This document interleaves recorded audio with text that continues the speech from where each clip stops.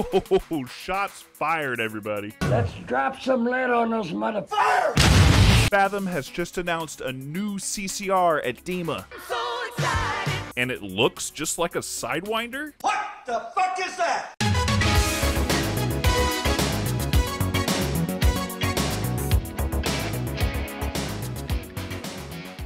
What's up, everybody? Welcome back to Dive 5. My name is Zach. I am a technical rebreather instructor, specifically on the KISS Sidewinder.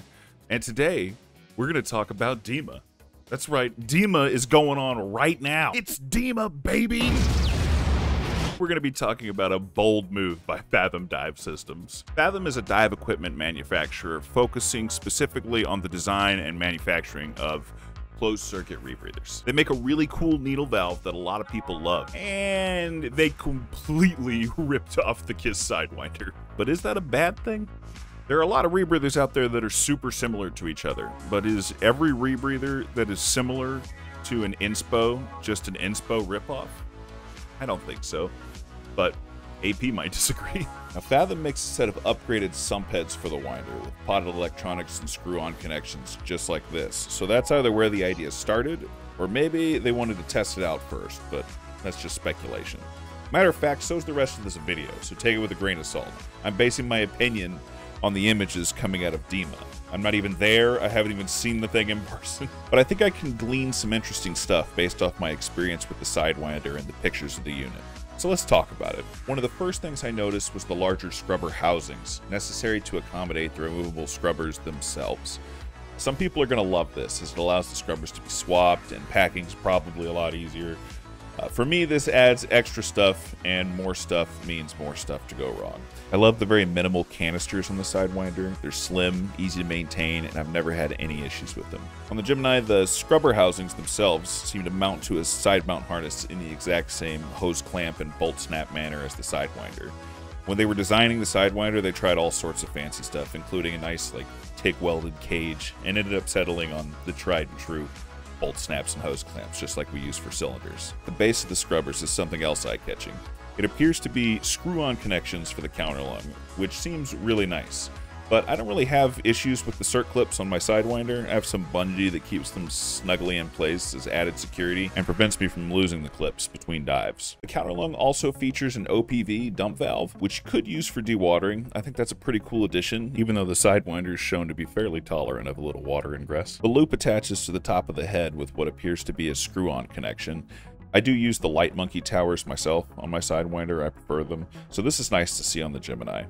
The hoses come directly out of the tops of the heads, which seems a little goofy to me compared to the Sidewinder, but I'll reserve judgment for when I see someone actually diving it. At the other end of the loop hoses is a shrimp DSV, which I'm a huge fan of, but you can easily use a shrimp DSV on the Sidewinder as well. In fact, I do. KISS DSV is also really good. Honestly, I would use either of them interchangeably. Attached to the DSV is a heads-up display, which is a decision we could definitely dive further into since the Gemini is equipped with the new Petrol 3, and those have the ability to alert you with vibration, although it could be argued that you get a lot more out of a HUD than just alerts. I personally use a nerd most of the time, so I sort of get the best of both worlds. All this instrumentation is fed by 3 oxygen sensors with fancy coaxial connectors and potted electronics.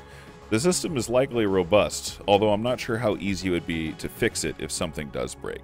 Sidewinder is definitely easy to fix. You can always just swap out a cable, or if you've got a cell splitter board, you can swap that out, and that way the unit doesn't have to go back to the factory or a repair center. I keep an extra cable in my parts bin in case I have any issues, but I do think the electronics on this thing are pretty slick though. I gotta give them that. At the heart of the beast is a Fathom dual button needle valve, supplied by a blocked first stage with a beefy spring for higher intermediate pressure. This deals with the 91-meter depth limitation that the Sidewinder has out of the box. There's a lot of people out there switching to needle valves on the Sidewinder to get over that depth limit, including Fathom needle valves. Another thing worth mentioning is the lack of an ADB on this unit, unless I'm missing something. So if you don't feel comfortable diving without one, this probably isn't the unit for you. I personally don't use mine, so that doesn't really bother me. I don't think anyone could deny where the inspiration for this design came from, but competition is usually good for the consumer. So I'm interested to see how this plays out. Like I said before, there's a lot of rebreathers out there that are very similar to other rebreathers, though it's worth noting exactly how unique the Sidewinder is. So should KISS be upset about this? I've certainly seen some KISS divers upset about it, like they bought stock in KISS or something. Maybe we'll get some more cool options for BCDs that are designed for this type of rebreather, or other stuff. As an instructor, I'm sort of tied up in this financially, but I'm not worried. There's still going to be tons of folks that want to learn to dive Sidewinders.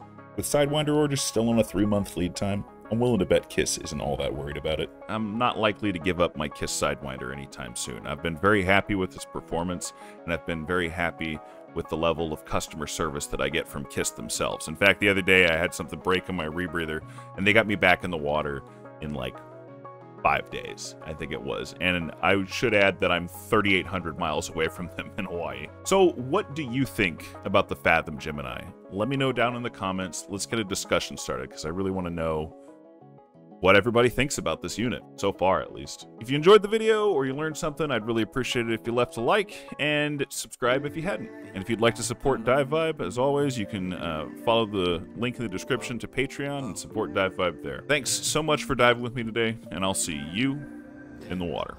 Beat by Apollo, stop at New Apollos, cop a Henny sour.